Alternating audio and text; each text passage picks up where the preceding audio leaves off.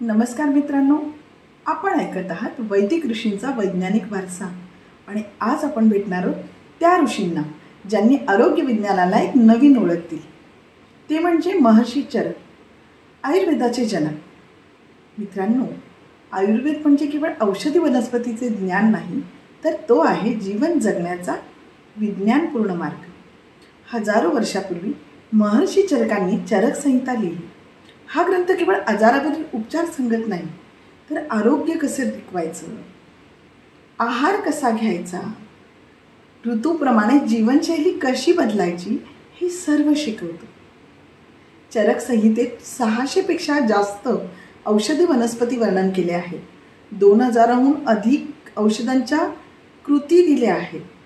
8 प्रमुख विभाग जसं शरीररचनाशास्त्र, औषधशास्त्र, स्त्रीरोग, बालरोग, मानसिक आरोग्य वगैरे. महर्षी चरकांनी प्रतिबंधात्मक आरोग्य म्हणजे प्रिव्हेंटिव्ह हेल्थकेअर यावर खास भर दिला आहे. पाश्चिमात्य जगाने जेव्हा होलिस्टिक मेडिसिन शोधायला सुरुवात केली, तेव्हा त्यांना कळलं की हा मार्ग तर भारतात आधीपासूनच आहे. चरक संहितेचा अभ्यास अरब देशातून युरोपमध्ये गेला आणि तेथून जगभर पसरला. मित्रांनो, महर्षी चरक आपल्याला शिकवतात आरोग्य म्हणजे फक्त रोग नसणं नाही, तर शरीर, मन आणि आत्मा यांचा समतोल आहे.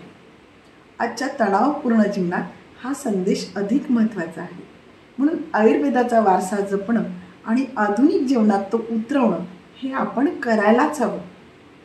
पुढच्या भागात आपण जाणून घेऊ महर्षी पतंजली आणि योगशास्त्राचे अद्भुत योगदान.